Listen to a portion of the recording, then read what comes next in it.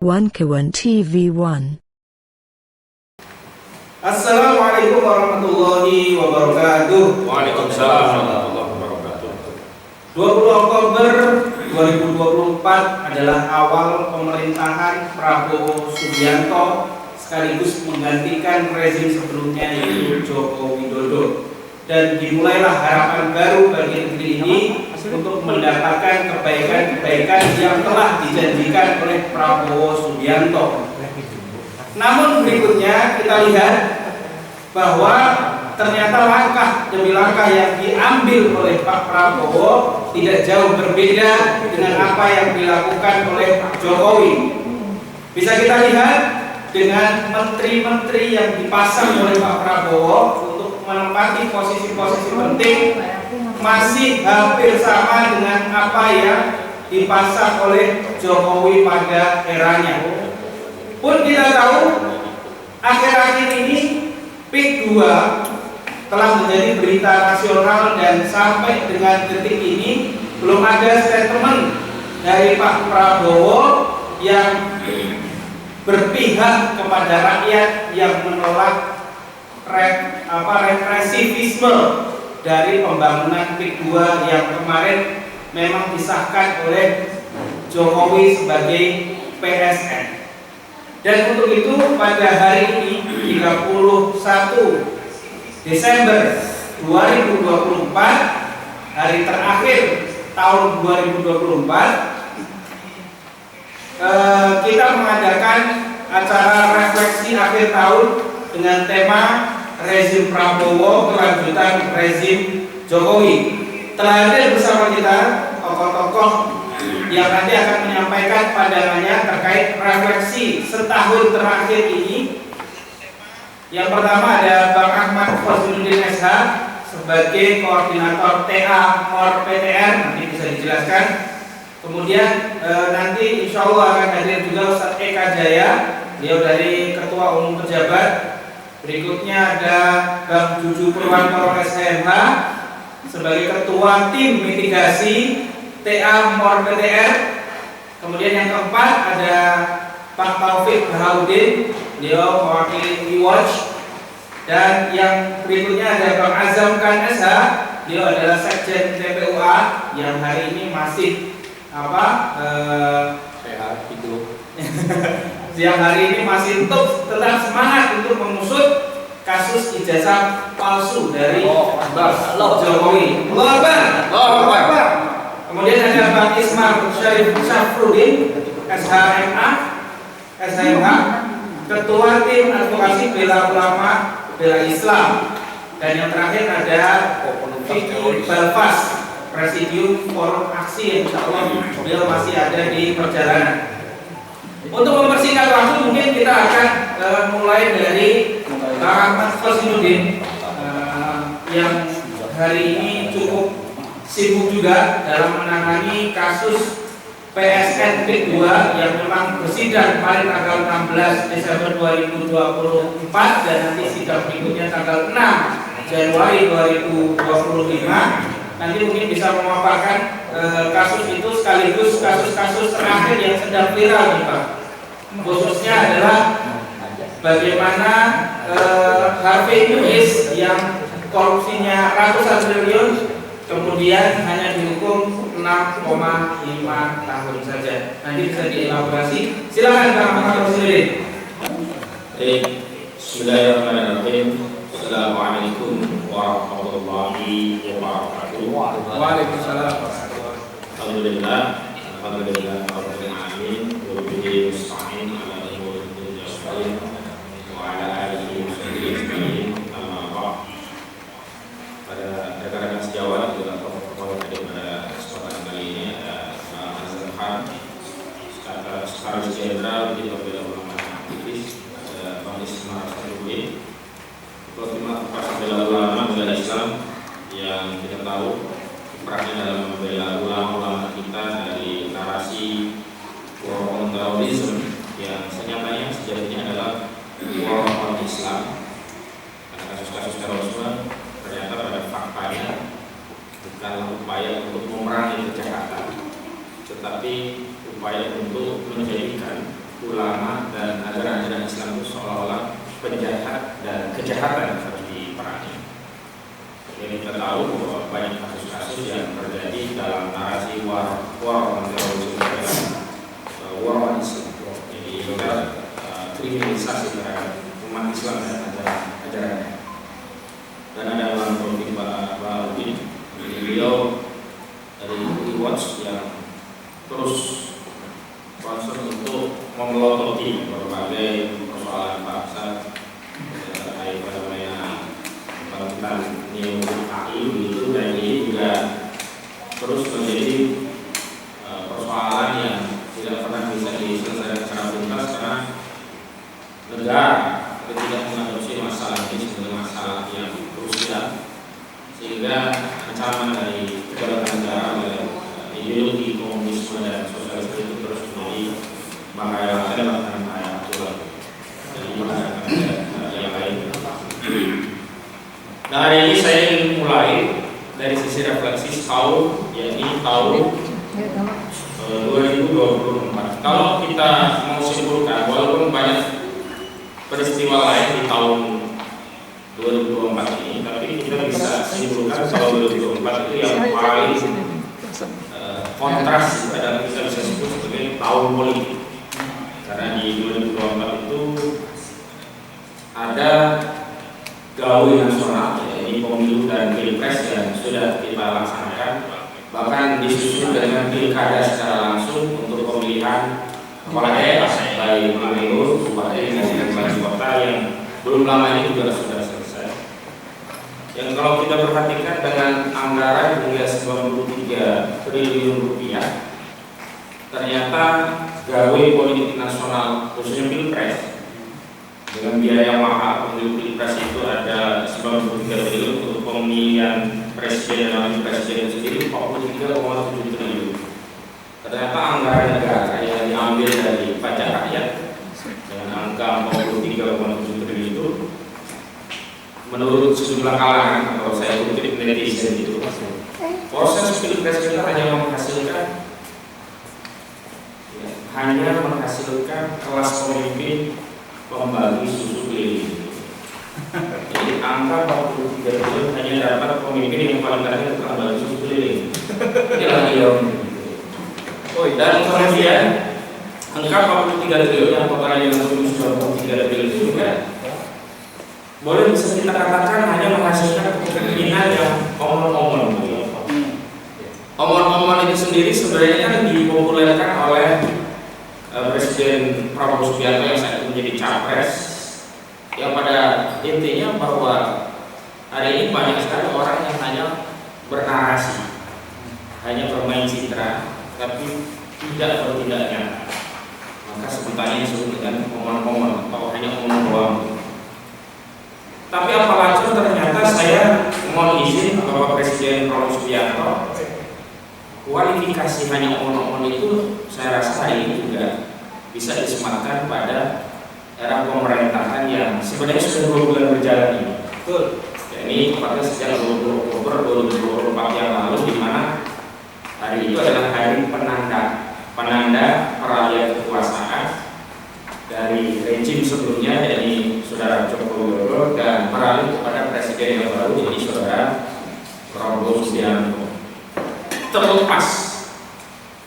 Terlepas hasil pilpres itu banyak persoalan, banyak kontradiksi, banyak penentangan. Bahkan sampai hari ini kalau saya ketemu sejumlah tokoh baik sipil dan militer itu masih belum bisa mengakui bahwa presiden republik ini adalah Saudara Prabowo Subianto sampai hari ini.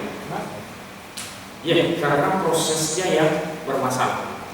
Tapi terlepas bahwa pada akhirnya seluruh rakyat menaruh harapan besar kepada Presiden Prabowo Subianto, karena bagaimanapun pada akhirnya dialah yang dilantik sebagai presiden, dialah yang mendapatkan amanah untuk menjalankan konstitusi, maka adalah layak, wajar, dan manusiawi ketika segenap elemen anak bangsa, seluruh rakyat Indonesia menaruh harapan besar kepada Presiden Prabowo Subianto.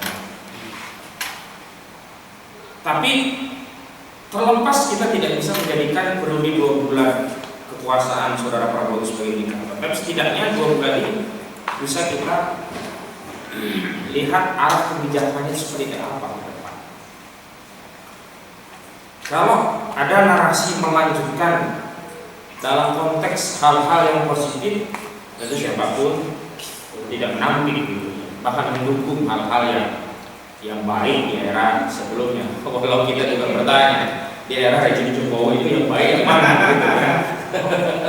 Ijazah palsu ada di era rejim Joko Widodo, ya, ijazah dari luar negeri yang nggak jelas kemudian jadi wapres di eranya Joko Widodo. Wapres belum genap usia 40 tahun juga di eranya saudara Joko Widodo.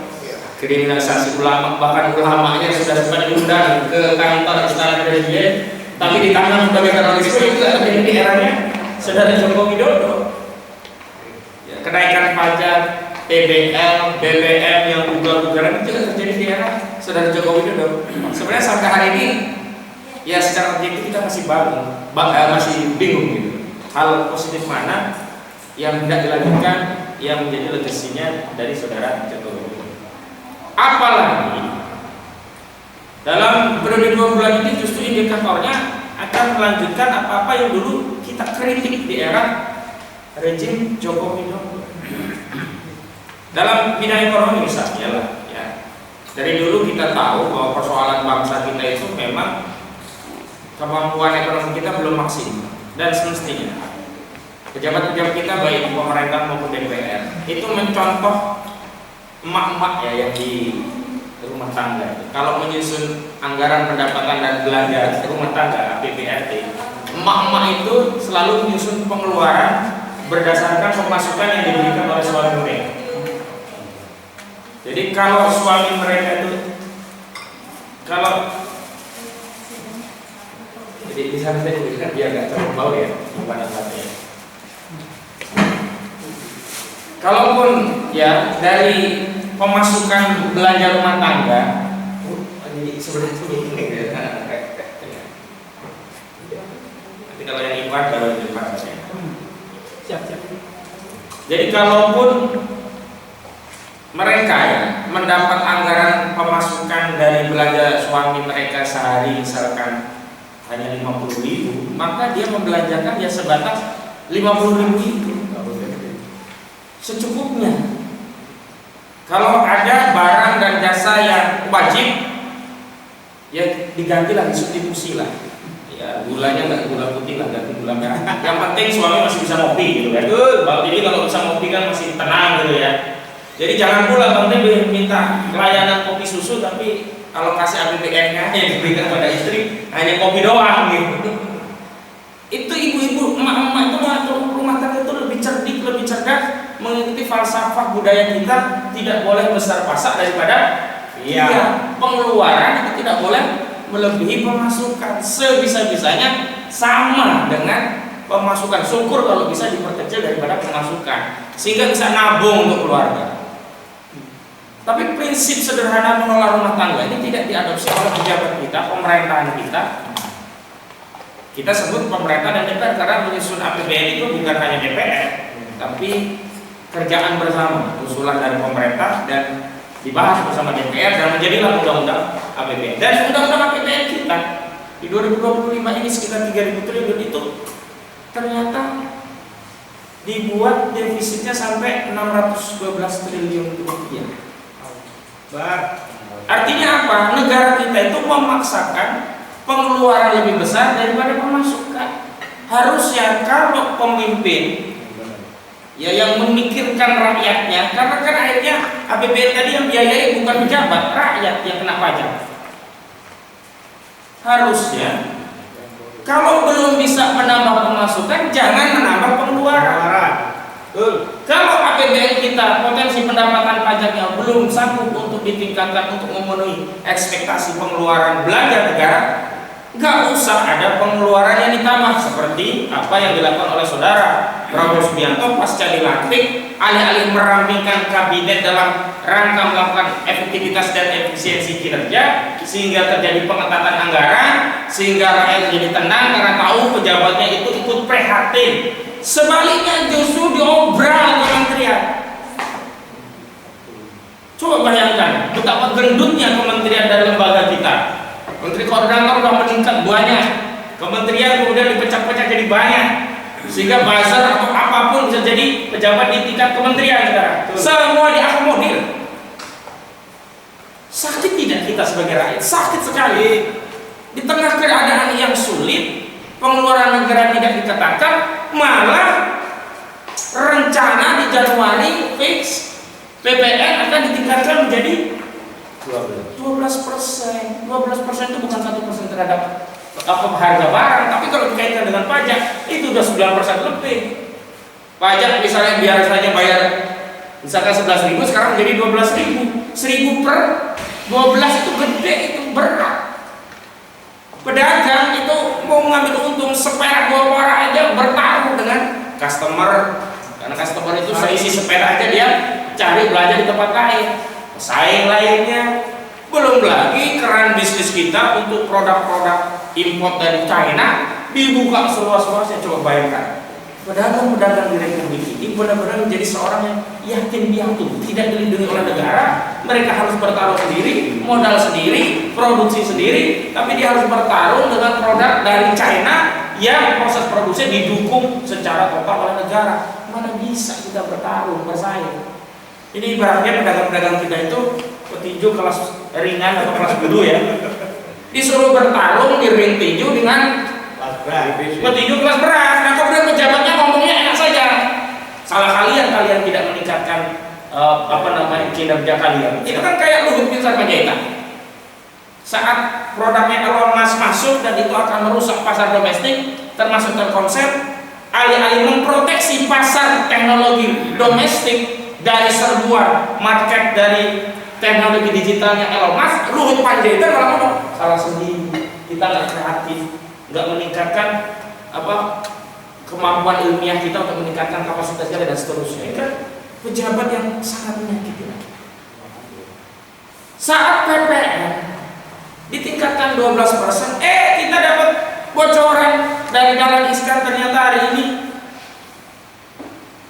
batu bara kita yang setiap tahun dari sektor pajaknya bisa menyumbang 120 triliun untuk APBN ini nggak menjadi barang yang kena pajak. Kurang ajar nggak itu? Jahat sekali ini.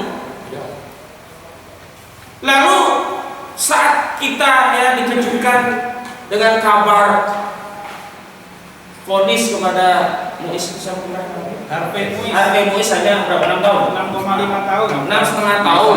Kita semua prihatin. Kerugian negaranya kan 300 triliun. Kok tiba-tiba kepala negara itu ikutan curhat?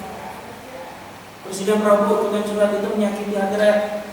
Yang lebih menyakiti hati rakyat adalah rencana presiden yang akan memberikan amnesti kepada koruptor. Nah ini kan sama-sama menyakiti rakyat. Hakimnya meringankan vonis bagi koruptor, presidennya memberikan ampunan kepada koruptor. Lengkap sudah penderitaan rakyat kita ini. Sementara kekayaan alam kita yang luar biasa, yang berulang kali kami sudah membuat seruan agar sektor pertambangan kita dinasionalisasi. Hanya dari sektor 4 atau 6 komoditi saja kita dapat 7.000 triliun per tahun. Batu bara saja kalau dinasionalisasi kita bisa dapat banyak ketimbang memaksa naikin pajak 12% kepada seluruh rakyat yang miskin. Batu bara itu modal produksi batu bara 1 ton cuma 30 US dollar.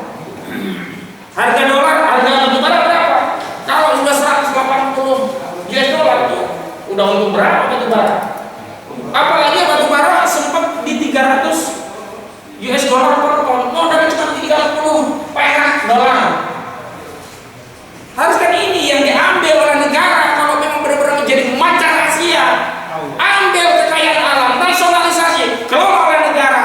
Modal 30 dolar ya per ton itu mudah, ambil aja APBN kurang daripada habis untuk BUMN yang tidak jelas keuntungannya. Setiap tahun laporan keuangan BUMN rugi. Mending saja suruh nasionalisasi batu bara modal 30 US dollar per ton. Tinggal sekarang saya nggak tahu update terkini sekitar 200-an atau 150. Tapi pernah batu bara itu pada saat naik-naiknya jaya-jaya sampai 300 US dollar per ton. Jadi hari ini kenapa kita harus mengaitkan peristiwa yang lalu untuk refleksi kita di masa depan? Ini sebagai pengingat, bukan hanya pengingat pada pemerintah, kita semua pengingat kita sebagai rakyat. Agar kita terus memelototi kekuasaan ini. Kenapa? Fungsi DPR sekarang ini mati. Yang harusnya bicara seperti ini bukan kita yang nggak pernah gaji. Kita nggak pernah dapat anggaran dari negara. Tapi kita melakukan kontrol terhadap kekuasaan. Harusnya di DPR.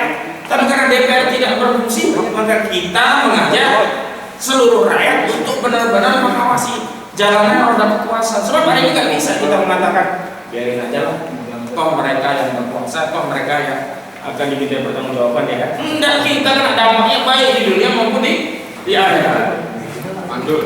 Dalam hadis Nabi Muhammad SAW, beliau SAW bersabda, "Man ra'a minkum munkaran falyughayyirhu bi yadihi, fa in lam yastati' fa bi lisanihi, fa in lam yastati' fa bi qalbihi, fa dzalika aqrabul iman." Jadi kalau kita melihat kemungkaran, nah tindakan penguasanya dok yang meringat rakyat, sementara membiarkan kekayaan alam kita dinikmati oleh oligarki, membiarkan batu bara kita dikelola oleh orang asing yang kaya raya. Luhut Panjaitan gara-gara batu bara, Haji Ihsan gara-gara batu bara, Abu Rizal Bakri gara-gara batu bara, atau perusahaan-perusahaan swasta grupnya Erick Thohir, grupnya yang orang yang kekayaannya disimpan di Singapura itu, Lontong atau siapa itu.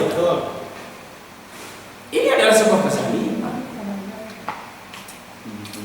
Kenapa kok kita rakyat yang punya mandat pada kekuasaan ini tidak dilayani, sementara oligarki yang mereka sudah kaya raya dikasih fasilitas lagi tambah kaya raya? Dan terakhir yang saya ingin katakan kasus PIK 2. Pada tindakan kedua yang kemudian difasilitas proyek strategis nasional oleh rezim Jokowi, dan dengan dalih status PSN PSN itu, maka oligarki PIK 2, oligarki properti PIK 2 ini melakukan proses pembebasan lahan seolah-olah semuanya menjadi PSN, lalu melakukan intimidasi pada rakyat, memaksa rakyat akhirnya tanahnya dibeli dengan harga murah 30.000 sampai 50.000 per meter, jika dikelola oleh oligarki properti dijual menjadi 30 juta per meter, yang kemudian mereka berdalih hari ini, oh itu gak PSN semua, tapi itu baru mereka sampaikan hari ini setelah ada kritik di tengah-tengah masyarakat. Ini sudah lama kasus ini. Bangsa ini itu udah 6 bulanan bergerak sendiri awal. Dan saya mengadvokasi dengan kawan-kawan tadi di MOR PTR ya. Jadi TA itu tim advokasi, MOR PTR itu adalah melawan oligarki rakus perampas tanah rakyat. Saya juga belum hafal. Jadi TA MOR PTR itu adalah tim advokasi melawan oligarki rakus perampas tanah rakyat. Itu kita sudah berulang kali bersuara. Kami sudah ngirim surat permohonan audiensi ke pimpinan Komisi 3 DPR RI.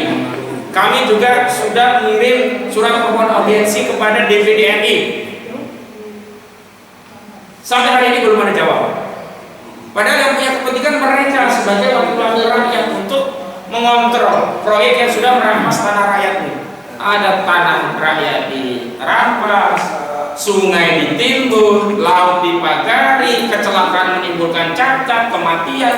Kok diam semuanya? Termasuk saudara Prabowo Subianto sampai hari ini diam. Heran saya. Mohon maaf Pak Prabowo, tidak ada satupun masyarakat yang punya aspirasi agar koruptor diampuni. Tapi tiba-tiba pemerintahan Anda mau mengeluarkan wacana akan memberikan amnesti kepada kepada koruptor-koruptor.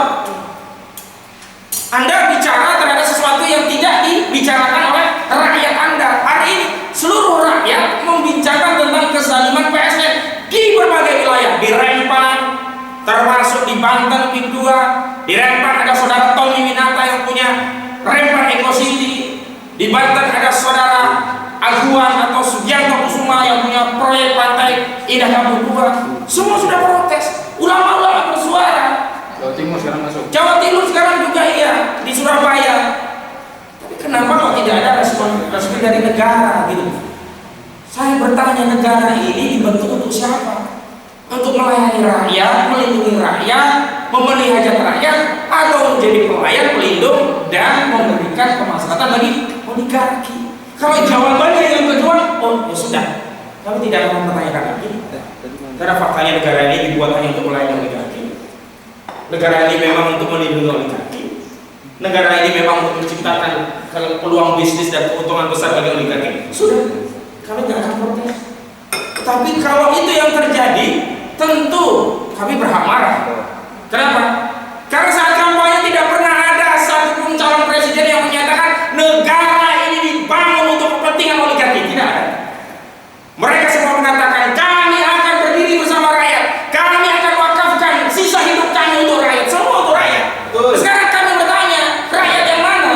Tenggelam bersama rakyat. Ingin timbul dan tenggelam bersama rakyat gitu loh. Tenggelamnya doang. Mohon maaf, sudah terlalu lama dia. Ada sebagian yang meminta tunda dulu kita, mungkin lagi persiapan, mungkin lagi ambil langkah taktis. Enggak, ini udah terlalu lama, korbannya udah banyak. Di Pontang kemarin waktu kita dengar aspirasi masyarakat Kecamatan Pontang, banyak sekali keluhan yang ternyata mereka memendam sekian lama, bingung mau mengadu kemana, kepada siapa. Padahal kita punya negara, punya pemimpin. Hari ini rakyat seperti yatim dan piatu seolah tidak punya pemimpin. Mau ngadu kepada siapa? Makanya rekomendasi kami dari refleksi ini ke depan adalah baik pada pemerintah, pada Presiden Prabowo khususnya yang saat ini diberi amanah untuk memimpin kekuasaan, dengarkan aspirasi rakyat.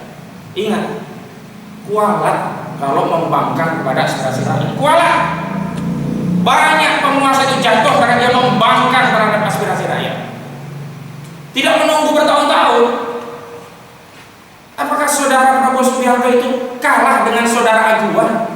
Sehebat apa Aguan atau Subianto Kusuma sehingga saudara Prabowo Subianto gak berani ngomong tentang Aguan? Satu kalimat saja, gak?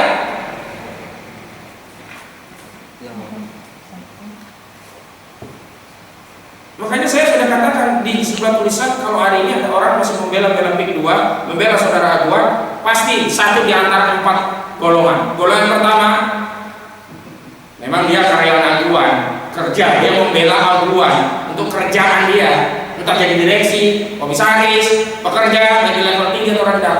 Maka sejatinya dia tidak membela pekerjaan dia sendiri, membela perutnya sendiri. Yang kedua, orang-orang yang digaji, dikasih makan, baik sebagai konsultan media, konsultan hukum dan sebagainya oleh Aguan. Dan dia juga bekerja karena dikasih tulang. Kalau nggak ada tulang, nggak mau dia membela PIK 2. Hari ini semua marah pada PIK 2. Yang ketiga, orang-orang baik dari oknum aparat, pejabat, TNI, militer, purnawirawan dan sebagainya yang memang hidupnya menyalat makan dari tulang Aguan.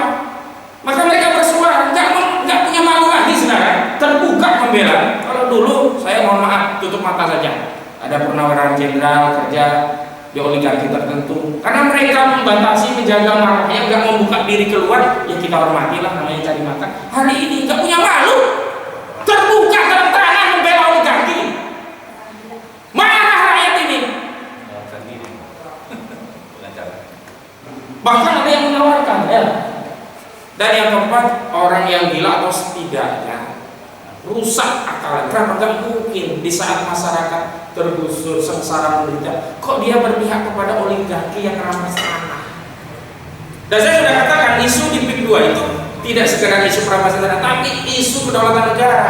Terakhir saya dalam diskusi mengomentari tentang iklan PIK 2 menggunakan bahasa Cina dan Inggris. Kan berarti segmennya yang mau disasar adalah asing. Selesai kedaulatan negara kita, Bapak-bapak. Pak Prabowo selesai. Sudahlah, gak usah latah ikut pidato mengomentari apa yang terjadi dengan masyarakat. Kami rakyat itu butuh kebijakan yang pro pada kami. Ukuran sederhana kalau negara ini berpihak kepada rakyat dalam kasus PIK 2 itu adalah segera ya cabut status PSN PIK 2, segera hentikan proyek PIK 2 ini, dan ketiga audit seluruh pelaksanaan proyek PIK 2. Karena saya yakin banyak pelanggaran baik secara hukum, ketatanegaraan dan administrasi, termasuk perdata yang perdatanya hari ini sedang kami gugat di Pengadilan Negeri Jakarta Pusat. Itu saja dari saya, silakan nanti yang lain. Demikian, assalamualaikum warahmatullahi wabarakatuh. Waalaikumsalam warahmatullahi wabarakatuh. Terima kasih Bang Ahmad Faziluddin. Dan saya pikir tadi luar biasa pemaparannya dari awal pemerintahan Pak Prabowo tanggal 20 Oktober hingga hari ini ya. Berarti ini hampir Oktober, November, Desember, hampir 2 bulan pemerintahannya. Namun tadi disebutkan belum ada langkah praktis dan serius terhadap jeritan rakyat di P2. Belum lagi soal dalam tanda kutip omong-omong soal korupsi yang tadi disebutkan Pak Ahmad Faziluddin kemarin dalam pidatonya, seolah-olah mengkritik apa yang dilakukan oleh hakim terhadap putusan Hakim Muiz yang hanya 6,5 tahun, tapi di sisi lain ada dari pemerintahan Pak Prabowo yang justru mengusulkan ada pengampunan bagi koruptor apabila dia membayar apa itu namanya? Suruh tobat dan bayar denda, pengampunan. Nah, ini kan dilema dan ini menurut saya tanda-tanda sifat-sifat rezim sebelumnya, yaitu bohong. Nah, berkaitan dengan kebohongan-kebohongan itu maka sudah hadir di tengah-tengah kita Bang Azhabkan dari TPUA yang hari ini kita masih dengar upaya-upaya dari TPUA untuk mengungkap kebohongan-kebohongan yang sudah dilakukan oleh rezim Jokowi, yang memang rezim Jokowi selama memimpin 10 tahun banyak sekali kebijakan-kebijakan dan kejanggalan-kejanggalan yang kemudian atas itulah kita semua kaum masyarakat ini mendapatkan imbasnya seperti PPN 12%, kemudian kemiskinan yang semakin, dulu katanya ekonomi meroket, ternyata sekarang kemiskinan yang meroket. Nah, silakan Bang Azhabkan untuk menyampaikan paparannya. Ya, harusnya ada bismil. Iya, ada apa dari sini situ. Baik, terima kasih. Assalamualaikum warahmatullahi wabarakatuh. Waalaikumsalam. Sebelum kita mulai pada fakta yang tadi sudah lengkap dijelaskan oleh Ustaz Ahmad Faziluddin, kita harus sadari dalam hitungan jam ini bulan Rajab. Bulan Rajab ini adalah bulan kemuliaan yang diberikan langsung oleh Allah kepada umat Muhammad SAW. Ada 4 bulan, ada 4 nama bulan tersebut masuk Dzulhijjah, dan barang siapa yang memuliakan di bulan Rajab ini akan dilipat gandakan oleh Allah Subhanahu wa taala pahalanya. Justru itu makanya kalau kita mendengar ada lonceng yang sangat dahsyat berbunyi itu dari kaum Nasrani. Tapi kalau ada trompet yang dibunyikan itu dari kaum Yahudi. Tapi kalau ada api yang dibuat sehingga modelnya kayak api unggun itu Majusi. Nah, itu akan terjadi malam nanti jam 12 malam, ketiganya akan dilakukan. Nah, ini yang dilarang oleh Rasulullah. Dalam konsep ini diperbanyak melakukan ibadah seperti apa yang dilakukan kita ini melalui Ustaz Faziluddin, Abah Taufik, host, pembawa acara, Mas Ismail, Mas Ucu. Ini adalah ibadah, menyampaikan kepada penguasa bahwa ini kezaliman belum berhenti, ini kezaliman masih berjalan. Jadi tadi sudah sempat disinggung oleh Ustaz Ahmad Faziluddin bagaimana terkait seorang pemimpin yang ijazahnya masih bergulir, tidak jelas, belum lagi dipaksakan anaknya menabrak undang-undang. Di PKPU aturannya umur 40 tahun, tapi dia umur 36 tahun duduk menjadi pemimpin nomor 2 setelah Prabowo. Apakah sah itu? Tentu dipincang. Kalau dibilang sah dari posisi Prabowo-nya, tapi tidak sah dari posisi wakilnya. Terus bagaimana kalau ada di dunia ini pemimpin yang satu, paket yang satu sah, yang wakilnya tidak sah? Ini terjadi mungkin sampai akhir kiamat di tempat Indonesia ini. Saya yakin karena tidak pernah terjadi di dunia polemik yang macam ini. Nah inilah yang tentu refleksi di tahun ini, jangan sampai Prabowo sebagai presiden yang sah, saya tidak bisa wakilnya ya, ini jangan sampai refleksi ini menjadi layar-layar Jokowi. Nah ini yang kita takutkan. Cawe-cawe tetap akan dilakukan, pertemuan-pertemuan tetap akan dilakukan. Sebab ini rezim sudah sangat luar biasa menyakiti hati rakyat. Apalagi dengan tambahan sekarang 12% PPN. 12% PPN untuk siapa? Yang katanya barang mewah. Barang mewah itu apa? Tidak dirinci. Nah, tadi juga sempat disinggung batu bara, kelapa sawit, yang juga triliunan. Kenapa itu pasal 12%? Begitu jahatnya negeri ini. Kalau itu tidak dibebani persentase 12% juga. Apakah itu tidak bolehkan karena itu bahan makanan? Tidak bisa. Memang berbeda bahan makanan. Jadi ini fakta yang tentu kita amati, bahwa proses-proses yang demikian ini tentu sangat menyakitkan hati rakyat yang begitu luar biasa. Dan ini Prabowo atas dasar ini harus bisa merubah karena Anda dipilih oleh rakyat. Maka tidak ada jalan lain kalau Anda tidak mengikuti jalan rakyat dalam konsep yang positif sesuai undang-undang, dan Anda disumpah demi Allah saya akan menjalankan ya produk, artinya undang-undang yang artinya semua itu untuk kepentingan rakyat. Tapi kalau Anda berbuat begitu, maaf ya, akan binasa. Tentu ada waktu yang ditentukan oleh Allah nanti, entah kapan, Allah akan bisa. Nah maka dari itu refleksi ini mencoba untuk mengetuk hati para pemimpin kita. Ayolah, jangan lakukan kezaliman terhadap rakyat, apalagi yang terjadi sekarang ini di bulan. Kita masih bergulir kok, proses gugatan yang dilakukan oleh lawyer kita, Ahmad Muslimin dan insya Allah akan datang ya. Sidang kedua akan datang. Harapan kita hadir Ketua Joko Widodo sama Erlangga, Antoni Salim. Harapan kita hadir. Mari kita menjelaskan isi gugatan tersebut, dijawab, nanti biar berkembang gitu ya. Tapi yang jelas selain daripada ini juga soal masalah legalitas ijazah. Ijazah ini sampai sekarang tetap bergulir, ijazah palsu ini tetap bergulir sampai kapanpun, karena ini menyangkut dorongan penghiburan sebuah penguasa yang ada, dan rakyat benar-benar 282 juta ini dikibulin. Nah artinya apa? Artinya dibuktikan. Kalau ternyata itu ada, ya sudah, alhamdulillah. Kalau memang terbukti ya saya itu ada, alhamdulillah. Kalau sampai sekarang ini belum kita lihat aslinya kok dalam sidang, mulai dari sidang Surakarta, ya kan? Mulai sidang PM Pusat, tidak pernah ditunjukkan itu. Ya itu tahun-tahun kita ajukan itu, dan sudah luar biasa bergulir itu.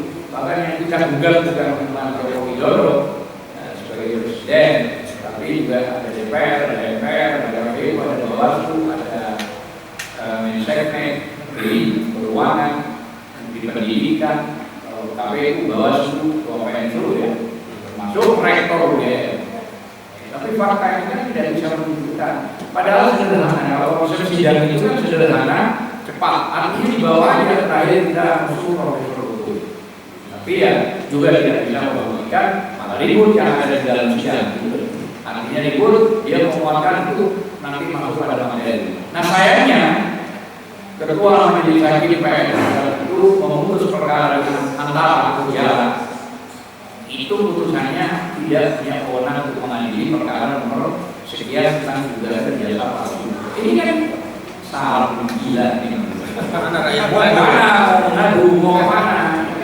Jelaskan kalau memang dia tidak punya kewenangan, yang punya kewenangan siapa? Apa aduan yang punya kewenangan? Nah ini masalah juga. Jadi terus terang aja refleksi ini, Pak Prabowo, Anda sebagai presiden harus bisa membuktikan bahwa Anda berrakyat. Artinya kembali tadi disinggung juga soal memaafkan, bertobat kepada koruptor. Ya saya kira itu salah kaprah. Dan malah cenderung Anda menghalangi penyidikan. Kenapa? Karena Anda sudah memiliki sebuah nama amal dunia disampaikan kepada publik secara luas bahwa koruptor, para maling kata Anda itu maafkan, yang penting kembalikan, itu menghalangi penyidikan. Padahal koruptor itu adalah sebuah kejahatan yang luar biasa. Dia menggarong uang-uang rakyat, uang-uang yang benar-benar rakyat membayar pajak dengan keringat baik dingin maupun panas mereka mencari, tapi digarong oleh koruptor. Anda mengatakan bahwa kembalikan uang tersebut para maling-maling, terus Anda bertobat. Ini ya berarti Anda sudah melakukan niat menghalangi penyidikan. Ya, Obstruction of justice. Jadi Anda juga mau menghilangkan itu dengan jalan menghalang-halangi karena Anda seorang legalitas presiden, dan itu tidak benar dan itu juga berbahaya. Dan omongan itu tidak memiliki legalitas secara hukum, justru membuat kisruh kepada rakyat bahwa semua koruptor yang dilakukan, kalau jumlah ada 8.000, 10.000 orang, per satu orang 1 triliun, sudah 10.000 triliun misalnya bisa dikembalikan. Tapi apakah mungkin itu terjadi? Nah, siapa yang bisa menjamin mengkalkulasi satu orang itu yang aslinya korupsi 100 miliar untuk mengembalikan 50 miliar itu clear? Ini yang nyata-nyata berbahaya. Saya kira butuh juga. Kalau DPR sudah kita nggak menganggap lah, DPR ini tidak bisa melakukan apa-apa kok, mau komisi 6, mau komisi 3, nggak bisa apa-apa, mau komisi yang lain juga. Justru kami ini yang mengkritisi pemerintah secara tegas tanpa ada bayaran, tanpa ada dibayar, tanpa ada sponsor. Kita bawa sendiri makanan, minuman, berkumpul, saling kenyang dengan makanan-makanan jajanan ya biasa-biasa ini pasar. Tapi bagi kita bukan itu ukurannya. Lillahi ta'ala kita memperjuangkan. Allah tahu, malaikat tahu, dan yang sebaliknya Allah juga tahu, malaikat tahu atas apa yang dilakukan oleh Anda. Anda menggolimi rakyat, Anda berkhianat kepada rakyat, maka Anda akan gelisah seumur hidupnya. Dan pasti istidroj itu ada, tidak main-main, karena itu diatur di Al-Quran dan tidak main-main. Maka sekali lagi saya kira yang sampai Anda memaksakan bahasa memaafkan, suruh tobat itu sama dengan menghalang-halangi penyidikan. Saya kira itu aja. Terima kasih. Assalamualaikum warahmatullahi wabarakatuh. Waalaikumsalam warahmatullahi wabarakatuh. Terima kasih Pak Nazarkan atas pemaparannya terkait refleksi akhir tahun pada hari ini, dan tadi catatan-catatan pentingnya bahwa sampai dengan hari ini TPUA masih terus menggugat ijazah palsu, termasuk tadi rektor dan berbagai hal yang berkaitan dengan ijazah palsunya Pak Jokowi. Dan tadi ada catatan-catatan lain seperti kemudian koruptor dan tanggapan dari Pak Prabowo terkait dengan PIK 2. Berikutnya hadir juga bersama kita, beliau adalah perwakilan dari Watch yang kita tahu konsen sekali terhadap upaya-upaya gerakan PKI Gaya Baru, dan saya pikir ini masih cukup relate dengan apa yang terjadi hari ini. Nah, kepada Bang Taufik Bahaudin kami persilakan. Terima kasih. Assalamualaikum warahmatullahi wabarakatuh. Waalaikumsalam warahmatullahi wabarakatuh. Saya ingin menyampaikan untuk refleksi renungan pembelajaran tahun-tahun yang lalu untuk bisa dimanfaatkan pada tahun mendatang yang akan mulai besok. Berangkat dari konsep pemikirannya sederhana yang disebut bagaimana kita berpikir, begitulah kita bertindak, akan menunjukkan siapa kita. How you think is how you act is who you are. Jadi apa yang kita peroleh, apa yang kita rasakan sekarang adalah konsekuensi dari bagaimana kita berpikir. Kalau dalam masyarakat, bagaimana masyarakat berpikir, begitulah masyarakat bertindak, maka akan menjadi seperti apa masyarakat itu. Jadi, kalau kita sebagai bangsa saat ini seperti ini, itulah kualitas berpikir kita sebagai bangsa, mayoritas. Berbicara kualitas berpikir, tidak dikait-kaitkan dan mohon jangan dikaitkan dengan secara otomatis kualitasnya dikaitkan dengan jenjang pendidikan atau jenjang akademis. Tidak ada urusan, nggak ada kaitan. Jadi kalau makin tinggi jenjang akademisnya, kualitas berpikirnya makin sama sekali nggak betul. Kenapa?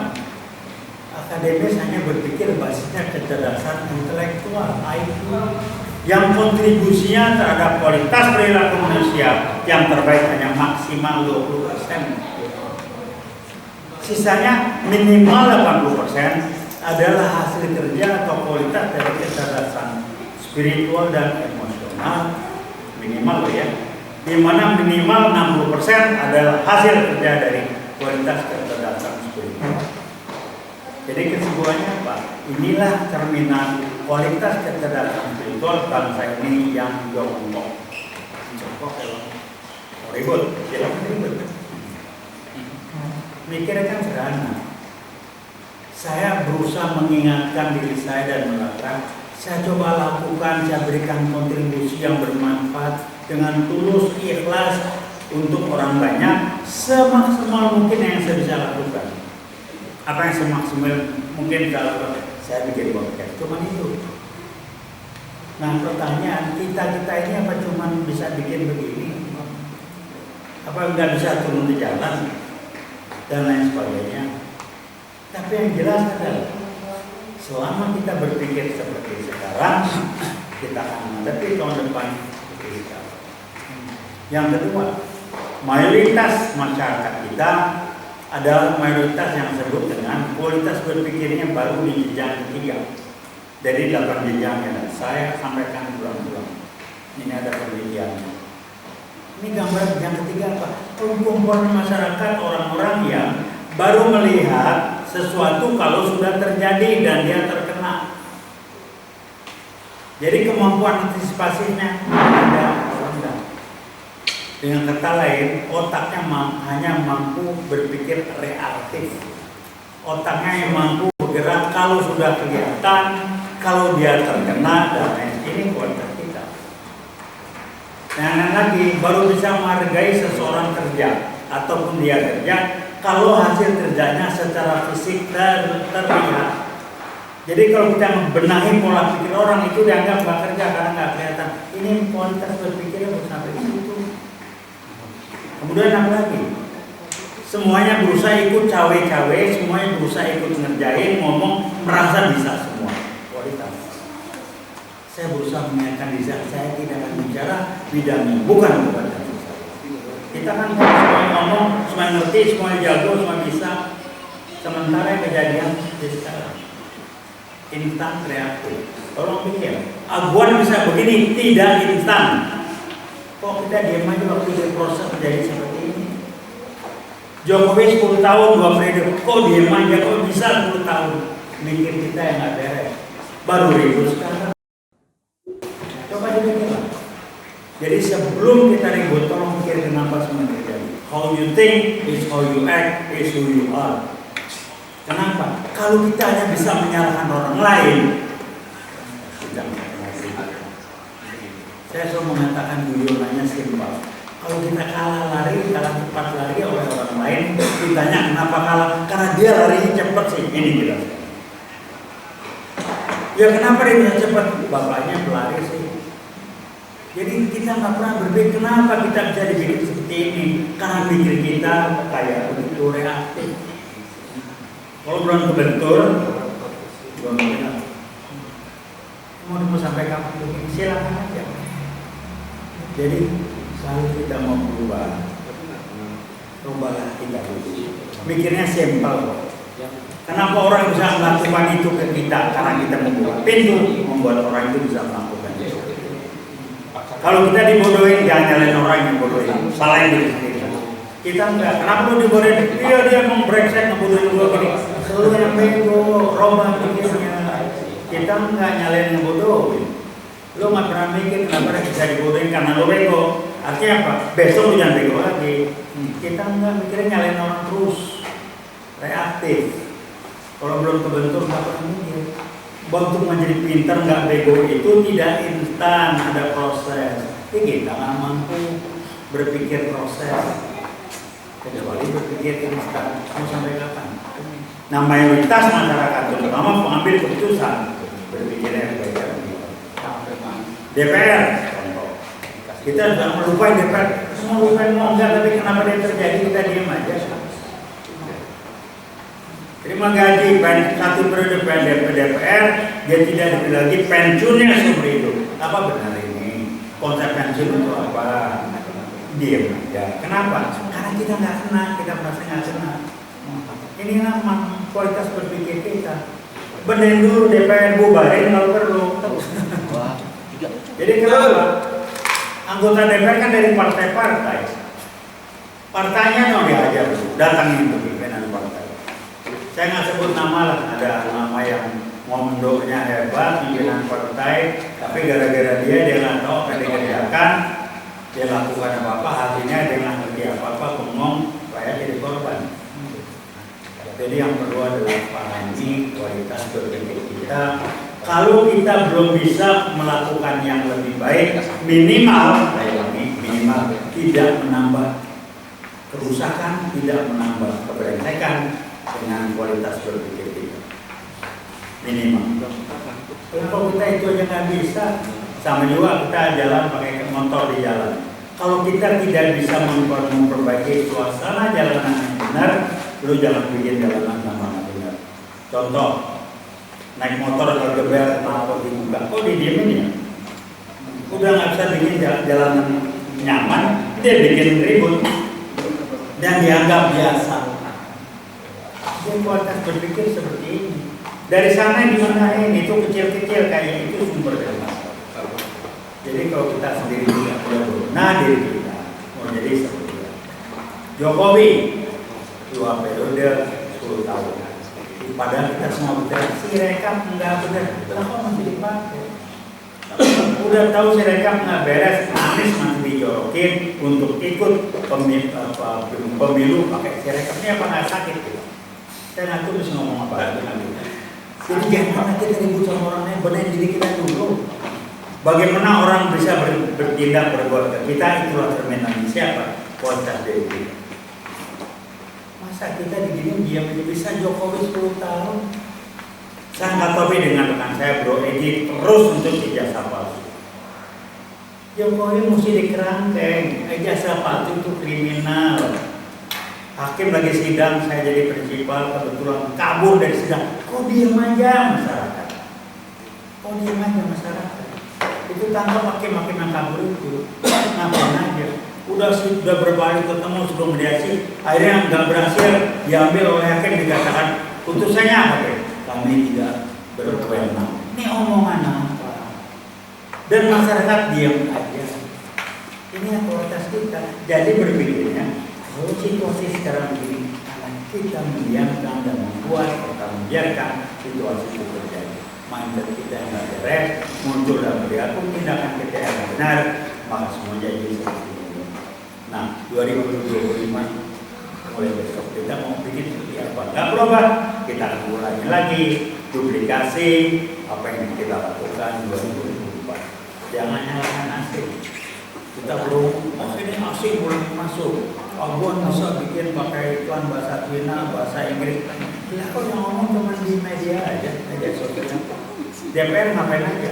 Pejabat-pejabat ngapain aja? Pimpinan parpol ngapain aja? Padahal parpol kan pasti dari pemerintah, kubarin aja. Kemudian cuma teriak-teriak cara menghadapi kelompok masyarakat, kelompok orang-orang tertentu yang kalau kita cuma teriak-teriak di media, dia akan bilang lo ngomong terus, gua jalan terus. Jadi apa yang dilakukan? Ini kualitas orang yang harus dipaksa untuk berhenti, dipaksa untuk berubah secara fisik, turun di jalan. Cuma itu. Kalau turun di jalan udah gerak kita, enakan ributnya di medsos, karena bisa ambil bahan, guling-gulingan. Coba rame-rame di jalan, berapa ratus cuma yang turun.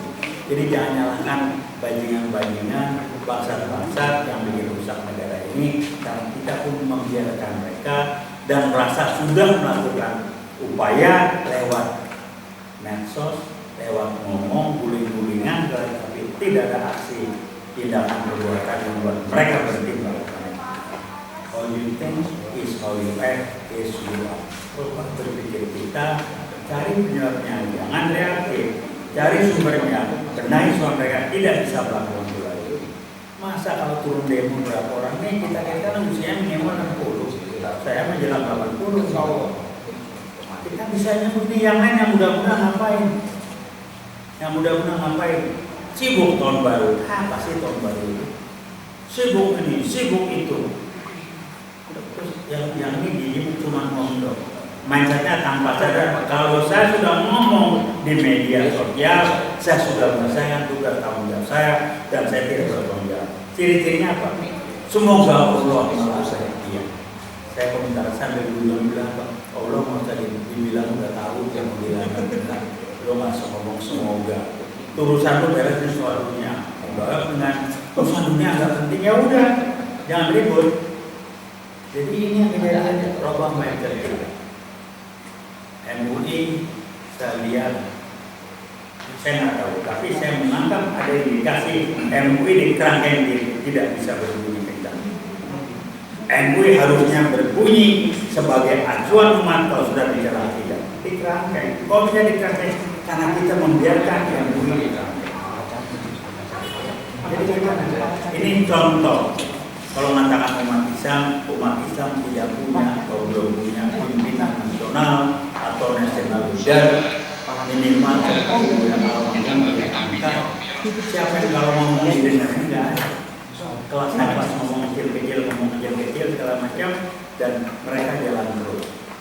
Dan kalau instan kita saja mewarnai tidak berpikir antisipasi terhadap apa yang mereka persiapkan.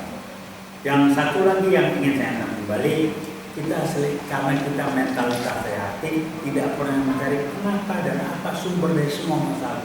Saya angkat kembali. Ada yang ketawa, ada yang bilang benar juga, ada yang bilang apa iya.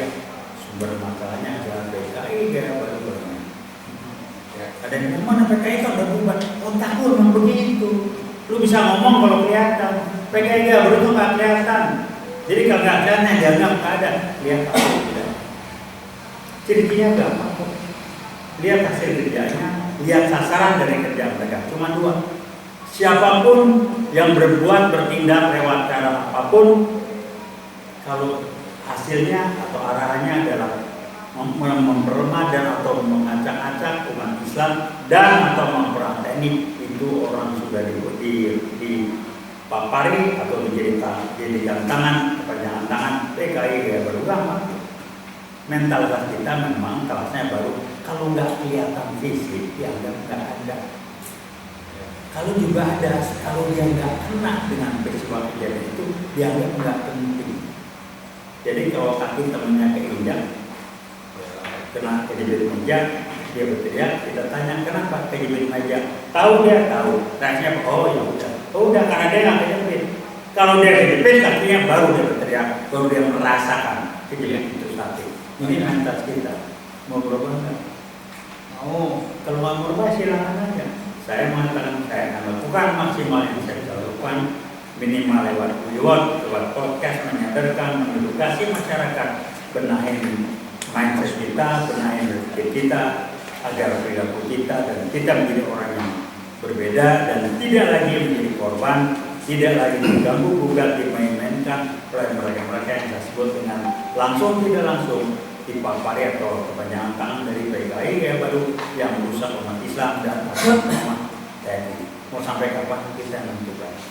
Jangan nyalain mereka. Mereka bisa karena kita menjalankan. Jadi 2005 kita mau diaman terus, mau bergerak seperti sekarang, mindsetnya masih kayak sekarang, silakan kita ngalamin 2025 yang sama.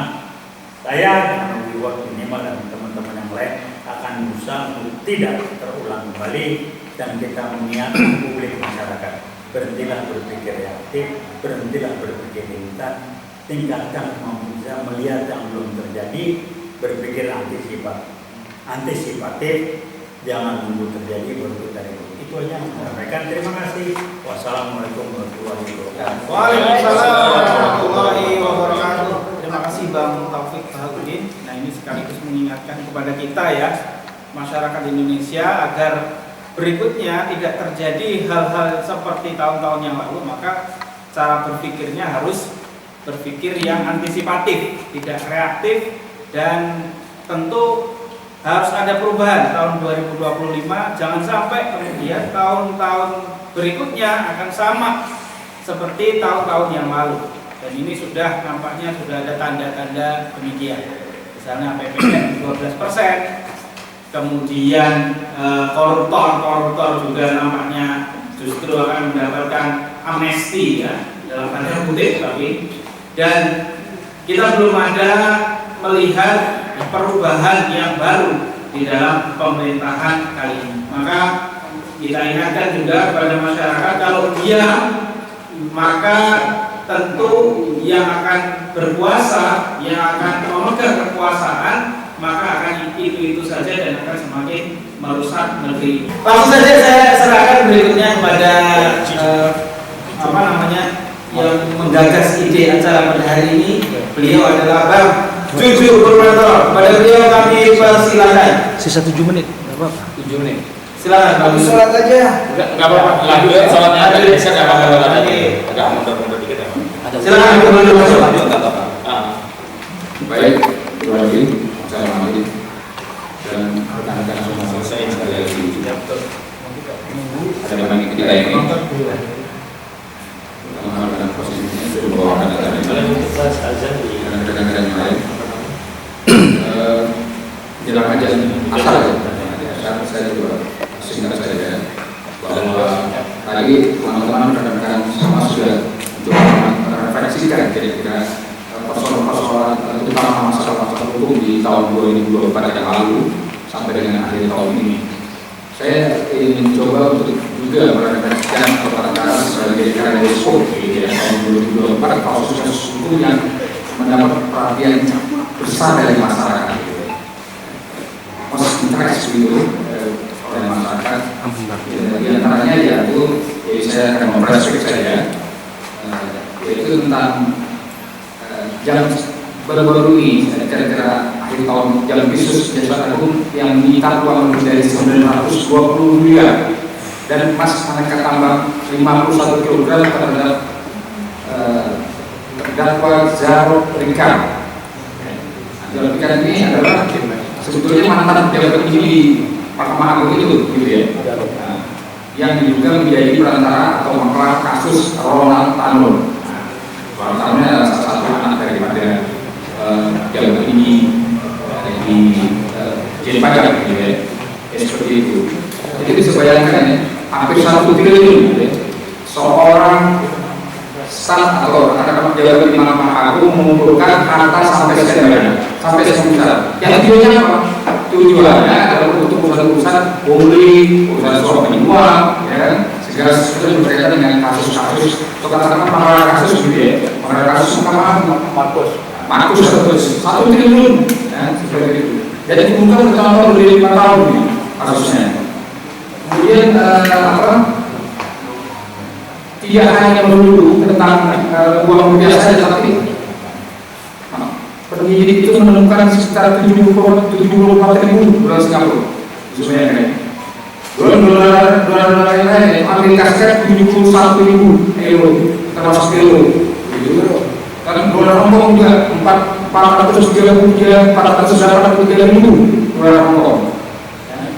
Dan uang rupiah 5.725.000. Ketika menjadikan rumahnya si sebelah GDR ini kawasan Senayan pada 24 Oktober 2024 itu beberapa lalu, ini berapa ya kasusnya kejadiannya.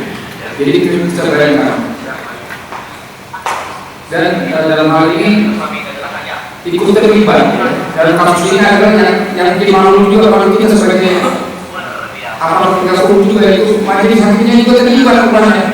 Majelis hakim Surabaya terlibat 3 orang aktif itu, ya, yang kemudian sekarang dalam proses untuk biaya secara hukum. Ya, ini berarti sudah oknumnya yang bermasalah hukumnya terlibat dan hakimnya sendiri juga terlibat. Ya, ini jelas kita bisa baca di media-media. Kemudian kasus yang agak ramai juga ini agak diskriminatif menurut saya, yaitu kasus Tong Lempong. Kasus Tong Lempong masalah gula itu impor gula, yang dimana Tong Lempong menjabat Menteri Perdagangan hanya 1 tahun, sekitar antara 2015 sampai 2016. Ya. Nah, Tong Lempong ini sekarang menjadi tersangka dan sebentar lagi ini kan sidang kasusnya, ya, karena terkait impor gula di Kementerian Perdagangan tersebut. Dan ini anehnya, ini kenapa diskriminatif? Kan menteri-menteri perdagangan sebelumnya itu impor lebih besar. Ada Zulkifli Hasan, ada itu paling besar. Ya, begitu lah. Jadi tapi yang diincar yang dibidik adalah Tong Lempong. Ini ada apa gitu? Berita Mulyono. Kan saya berita Mulyono. Jadi kira-kira seperti itu. Dan yang lain juga yaitu adalah sekarang ini kasus judi online. Kita mencoba mendapatkan kasus 2020 yang besar, kasus judi online, di mana ini tidak hanya melibatkan kasus-kasus orang biasa, tapi juga melibatkan kasus Kementerian Komunikasi dan Digital. Budi itu harus ditangkap. Menterinya pada saat itu adalah Budi Ari. Dan Budi Ari itu hanya diperiksa 1 kali. Budi Ari atau Judi Ari? Ya Judi Ari. Judi Ari. Jadi kata rekan saya Judi Ari itu namanya jadi berubah jadi Ari. Itu sampai sekarang belum dapat penyidikan gitu. Ya, belum hanya diperiksa 1 kali. Pada saat kira-kira sebulan yang lalu. Patut diduga seorang muda ini terlibat karena anak buahnya 6 orang di kementerian itu semua sudah dijadikan tersangka, ditangkap ya 7 totalnya, yaitu 28 orang termasuk orang berdiri itu. Nah, kira-kira begitu. Dan mengerucut ke Budi itu. Jadi rekan saya ini sangat penasaran nih kalau soal Budi ini dia jadi target aparat hukum ya, untuk tangkap, diperiksa dan tangkap.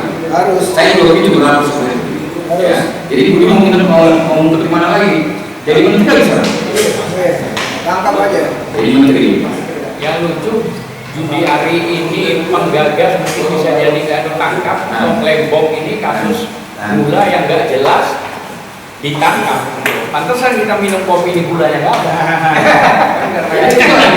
Jadi diskriminasi hukum ini terang-terangan terjadi di zaman atau eranya si Mulyono. Nah, dan kita tentu berharap di eranya Bapak PS Prabowo Subianto sekarang ini tidak akan terjadi lagi seperti ini. Tapi ini indikasi kekerasan sudah kita kasihkan di akhir bicara ini. Kemudian ada yang disebut fresh release itu adalah orang paling kaya yang gila ya, cukup fresh release juga itu kaya, orang paling kaya yang gila gitu. Nah ini di Surabaya, nah Surabaya, gila, ya itu yang dijatuhkan hukuman pidana atau dijatuhkan hukuman pidana vonis 15 tahun. Nah itu pelaku utamanya di Surabaya, yaitu namanya Budi Salim. Ini atas kasus jual beli tambang emas di aneka tambangnya. Diduga merugikan negara sebesar 1,07 triliun. Antam emas. Jadi kita bingung dengan itu uang rupiah itu. Taruh satu di bus pun nggak kuat nih 1,7 triliun ini. Yang nenek nyuri kayu ditahan. Nah, nenek nyuri kayu kan. Ada orang di Singkong, nah di tanaman ditahan sampai 1 tahun penjara itu seperti itu. Jadi itu fakta ya. Jadi perbuatan studi tadi itu di aneka tambang emas itu sebesar 58,13 gram atau senilai 35,07 miliar ya, sesuai dengan faktur penjualan emas. Jadi fakturnya sejumlah itu yang terjadi dan itu semuanya timpang. Jadi permainan buatan semua. Oh iya, departemen di bawahnya juga seperti itu dilakukan. Kerja iblis. Nah, kemudian bahwa apa yang dilakukan seorang Budi ya, terhadap sebelum-sebelumnya itu, ya, itu adalah juga dilakukan atau katakanlah dakwa melakukan TPPU. Tidak pidana pokoknya sudah pasti kan? Kalau ada uang 9 itu tidak mungkin tidak ada pencucian uang dalam hal ini. Pasti. Nah, gitu. Nah, kemudian pada sidang kemarin belum lama ya, di Pengadilan Negeri Jakarta Pusat 24 Desember ketiganya didakwa sejumlah 4,6 miliar rupiah. Oke. Berikutnya adalah kaitannya dengan Harvey Weinstein. Ini ramai sekali. Suami dari artis siapa? Di Sandra, Sandra Dewi. Karena Adam ini kalau yang cantik apa? Ya, Harvey Weinstein, suami dari artis Sandra Dewi. Itu merugikan negara pada negara memang jauh 300 triliun jam. Itu juga susah ya. Berapa otak itu? Kan? Nggak cukup. 300 triliun itu pengadilan ya, itu pengadilan dan sudah ditetapkan di beberapa pengadilan 300 triliun. Oke. Pada 23 Desember kemarin, minggu lalu, pada hakim tipikor memponis Harvey pidana hanya penjara 6 tahun 6 bulan. 6 tahun setengah. 6 tahun setengah. Jadi kalau dibelikan kue pepek begini, dapat 3.000 tong. Jadi balik karena kita lagi belikan kue itu berapa ribu ton gitu. Oke. Kemudian Setelah selesai kemudian bersamanya yaitu melakukan bersama-sama melakukan tindak pidana korupsi atau tindak pidana kejahatan yang disebut lain ya seorang perempuan di mana dalam kasus tersebut dalam hal itu ya secara Chinese itu mencapai 300 triliun.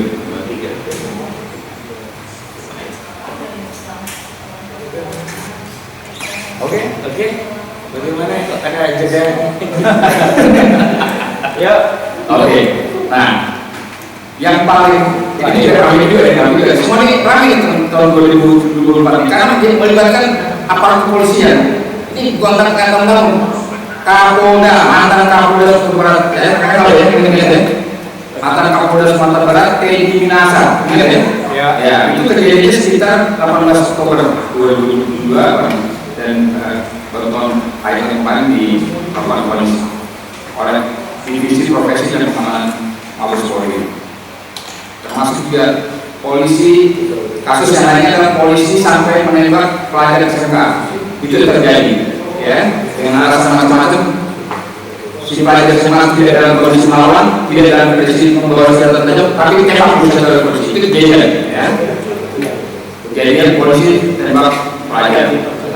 Kemudian satu lagi, polisi tembak polisi. Nah, itu kejadian sekitar 24 Oktober 2024 kemarin, di mana Sambo nih, di mana AKP Dadang Iskandar menembak rekannya AKP Ulil Rianto Ansari di Mapolsek Solok Selatan Sumatera Barat. Begitu ya? Nah, temukan ini juga terkait dengan penegakan hukum terdapat tambang ilegal yang sedang ditangani oleh korban. Artinya ada sedikit sekitar kasus tambang di antara mereka, begitu ya? Rebutan inilah yang satu ini menegakkan hukum, tapi yang satu adalah ingin mengamankan proyeknya di ilegal tambang itu seperti itu. Dan mungkin memang dikatakan mereka sendiri ditembak di depan di kantor polisinya, di kantor mereka sendiri. Itu seperti itu kejadiannya. Maksudnya kalau Sambo, ini mencontoh seniornya itu Sambo ya, karena saya menyebutkan Sambo, mencontoh seniornya. Oke, demikian ada sesuatu hal juga termasuk pada televisi nasional yang sudah banyak disinggung oleh rekan Kosidudin, ya, ini sudah dikatakan secara luar pada presiden pada PSMB, terutama mengikut pada klinik kedua ini bahwa tetap sampai saat ini kami selalu mendampingi atau memberikan para korban di proyek kedua itu, dan minggu depan juga kami akan berkunjung kepada wilayah kedua itu ya, untuk mencari tahu dan mendampingi kasus yang sebenarnya telah terjadi. Demikian. Wassalamualaikum warahmatullahi wabarakatuh. Waalaikumsalam warahmatullahi wabarakatuh. Terima kasih kepada Bang Yudho Toro atas rangkuman 2024 yang cukup lengkap tadi. Langsung saja kepada Pak Vicky Balmas sebagai Presidium Aksi Formasi untuk menyampaikan pandangannya. Nanti sampai sholat asar barangkali ya. Silakan. Jadi saya bicara langsung ini, kalau saya kebetulan diundang di sini bukan saya bukan langsung, saya dari ekonomi. Saya akan lihat secara ekonomi. Ini pergerakan Jokowi dari mulai 2014 sampai 2024 di blok terakhir kemarin itu hanya banyak. Saya ingat saat itu setelah dilantik di presiden, dia mengatakan kita akan membuatkan pertumbuhan ekonomi kita mencapai 7%. Ternyata berat, ya. Kita tidak bisa dibohongi perjalanan ekonomi kita itu 43%. Naik dikit, lalu biasa statistik berubah, ya kan? Bilang 6%, mana ada 6%? Kalau 6% saat itu pertumbuhan ekonomi, dolar berdasarkan tidak segini, tidak sampai 12.000. Sekarang sudah 1.400, ya, bahkan mencapai titik kalau break itu 16.900 ya saya bisa lihat sampai 20.000. Tapi masih tidak bisa tidak terjadi. Yang saya lihat adalah pada saat itu, ya, kalau 66% ekonomi itu adalah suatu pembohongan. Kenapa? Dolar dikatakan saat itu kalau nanti mungkin sekitar 10%. Karena zaman SBY 10 tahun SBY 7% itu benar.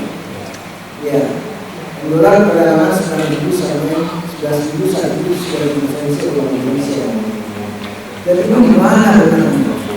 Sri Mulyani dibangga-banggakan pada saat itu. Ya kan? Utang semakin bertambah mencapai 12,6. Sangat besar nih utang swasta. 12 gede dan inilah menjadi semua tanggung jawab nanti kita ke depan. Menjadi apa bangsa yang depan? Ini harus bereskan. Apakah mampu revolusi? Gitu ya, mungkin pertanyaannya. Harus bisa. Ya, tanpa itu produk-produknya semua, ambil asetnya, bukan semua miskinkan, bunuh. Dan biar lagi itu loh, ya, orang semua ini. Masa kemarin ada 300 triliun, biar cuma 6,5 tahun. Pak Prabowo kemarin ada segitu itu, berusaha 50 tahun. Harusnya dia dilepas di tengah-tengah selatan Bali. Gimana buaya? Ya, di tengah laut Bali aja, suruh tunggu di pinggir aja. Tapi memang itu mengetar kan.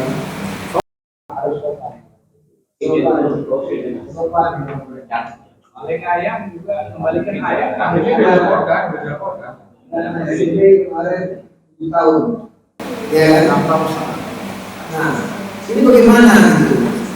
Jadi hukum dan ekonomi bapak dulu, utang di mana-mana. Rupiah perdagangan di 16.500. Ini mau kemana? Diapain depan? Solusinya ya tangkap semua, kalau sampai baik-baik, jangan pakai halus-halus, jangan sopan-sopan, ya Bang. Miskinkan. Ya, miskinkan gitu. Korea bisa, ya, luar Indonesia bisa. Kenapa Indonesia nggak bisa? Kenapa kalau kita takut? Ya kan? Ajar aja gitu. Tampilin semua, bicarakan, ya kan? Kalau beliau berani mengeluarkan statement seperti itu, saya yakin dolar akan turun dan rupiah akan menguat. Saya yakin. Berani ya? Nah, artinya dolar ini naik karena pengaruh dari Prabowo atau karena pengaruh dari Jokowi atau keduanya? Kalau awal kemarin kan Jokowi nggak. Tapi kali ini kalau Pak Prabowo berani, ya, mengeluarkan statement. Berharap. Ya, berharap kita berdoa juga. artinya bukan cuma pemerintah dong. Ya, dia harus melakukan perintah. Dia perintah terus berani. Jangan sopan-sopan maksud saya gitu.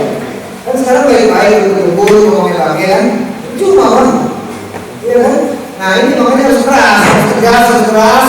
Hajar semuanya, miskinkan, ambil hartanya, bangganya, asetnya ambil, berkorban semua. Miskinkan semuanya. Dan saya yakin akan kembali berhutang bisa bayar. Kalau saya berpikir begini, bentuk audit independen, semua institusi itu harus diaudit dan di situ kelihatan betul uang negara yang diaudit itu ya sangat ya. Jadi bentuk badan tunggal yang independen yang ambil dari akademisi dari universitas ternama kan gitu ya, independen untuk mengaudit institusi-institusi mulai dari penegakan hukum, mulai dari keuangan, semua audit itu kelihatan betul ribuan triliun itu benar-benar diselewengkan, dan disitulah tanggung jawab para kepala-kepala itu untuk diperiksa setelah diambil alih oleh audit tunggal. Nah, apakah berani melakukan itu? Saya yakin Prabowo akan berani. Paling cuma bilang memaafkan saja, perlu bertaubat. Bertaubat, maafkan ya. Terus kita mau berani siapa sekarang? Presiden Prabowo, kamu kira waktu berkuasa? Jujur, ada satu pertanyaan terakhir selain siapa Yusril itu. Nah, soal itu patut dilindungi baik. Yang dikatakan bahwa tidak ada manfaatnya koruptor dipenjarakan. Jadi maksudnya itu mungkin nggak usah diapa-apain. Kalau saya secara pribadi mendukung statement itu, nggak usah dipenjarain, tapi dihukum gantung. Nah itu sampai dalam soal bangsa belakangnya nggak ada, cuma itu doang ya. Berarti nggak beda. Ya udah ambil, rampok, miskinkan, sudah asingkan, taruh di satu pulau, kumpulin di sana. Ada pulau kita bentuk semua tim independen auditor, tim independen. Itu ya dari semua komisi. Tapi ambil dari akademisi, akademisi yang pertama universitasnya benar-benar yang bersih, tapi cek dulu keberadaannya, berapa dia gaji, berapa kekayaannya. Kalau ternyata dia memang tidak kaya karena ada posisinya dia sebagai dekan atau rektor baik, maka ambil disumpah untuk mengaudit semua institusi. Itu pasti kelihatan ribuan triliun yang diselewengkan. Itu pasti 1000%, bukan 100%. Dan di situ harus dikuasai dan dikembalikan, bayar utang itu selesai negara kita. Maka yang bocor jadi hilang bocornya. Lalu kedua Pak, menaik PPN 12%. Iya Pak. Ya kan? PPN 12% ini di mana-mana udah menggaung, udah rame. Tapi tetap aja tuh kalau besok naik, ini gimana? 24 jam. Iya, nggak sampai 24 jam kan? Besok naik udah selesai. Keluar. Apa-apa udah naik. Fungsi DPR itu sudah tidak ada fungsi DPR. Justru kita ini yang menjadi pengawas pemerintah. Masuk kali balas nih. Itu ada fungsi DPR. Tidak berbunyi sama Oke, terima kasih. Saya Al-Fas dari Farmasi. Terima kasih. Wassalamualaikum warahmatullahi wabarakatuh. Waalaikumsalam warahmatullahi wabarakatuh. Terima kasih Pak Piki. Bapak yang telah menyampaikan banyak sekali tadi, termasuk ditambahin oleh para tokoh-tokoh yang lain. Dan inilah refleksi akhir tahun dari para tokoh. Mudah-mudahan tahun 2025 nanti ada perubahan yang lebih baik, dan tentu kita sebagai masyarakat tidak mencukupkan diri sampai dengan pembicaraan ini, tapi kita akan terus menyampaikan pandangan-pandangan, kritik-kritik kepada penguasa apabila penguasa tetap berlaku zalim, apalagi mengikuti langkah-langkah presiden sebelumnya, yaitu rezim Jokowi. Terima kasih kepada para tokoh yang telah hadir, terima kasih kepada pemirsa sekalian yang telah setia mengikuti acara kita pada sore hari ini. Sekian, wassalamualaikum warahmatullahi wabarakatuh. Waalaikumsalam warahmatullahi wabarakatuh.